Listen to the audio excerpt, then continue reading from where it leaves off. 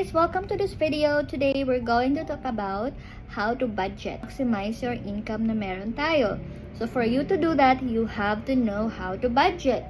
Alright? So, the first one, which is merong big chunk of pie sa income mo, is your needs. So ideally, your needs should have 60% from your income.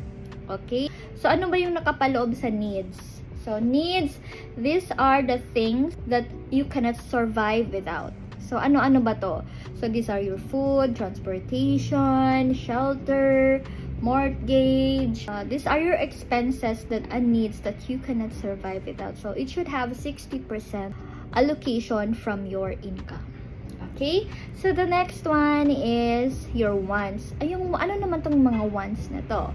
Okay, the wants, these are the things that you are enjoying right now or in a short term lang. So, which is important for you also. So, what are examples of your wants? So, these are your shopping, your hobby, your collection, if you are collecting things, gifts, Netflix subscription, and others. So, these are the things that you wanted to buy kasi important siya sa'yo. It gives you happiness in a short term, but you can survive naman even without it.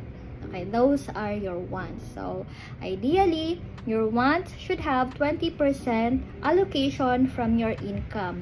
But in my case, I do tithing to the Lord. From my wants, I got 10% allocation for the tithes.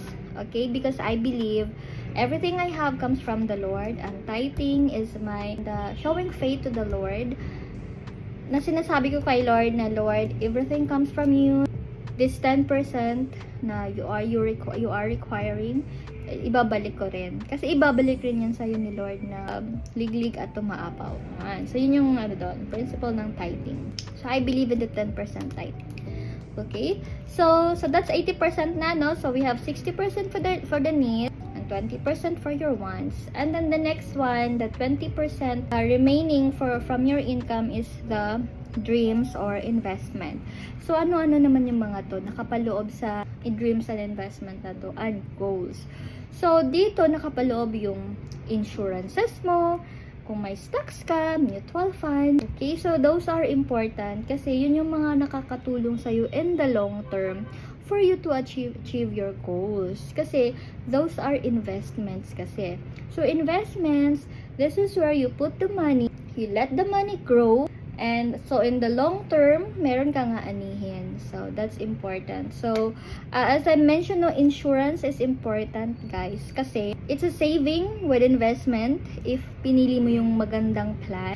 And also you are insured. So whatever happened to you, you are insured. So you are protected. Your loved ones are protected from any financial breakdown.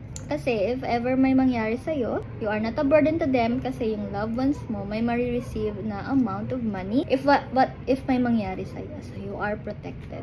So imagine if you're a breadwinner and you are not protected, and if anything happens, and that is the financial disaster, guys. So it's important that you are protected. Okay, so let's recap lang, no? So sa allocation mo or sa budget mo, 60% from your income is your need, 20% is the wants, and 20% should be your investment, your dreams and goals. Okay, so I hope this helped, guys. And so you have to start checking your budget, start checking how healthy is your financial, and if you need help with that one, I can help you with it. So I can be your financial doctor. Okay, I'm just a message away. So if you need help, please message me and we can talk about it. Alright, so thank you so much for listening, and please follow me for more videos. Bye!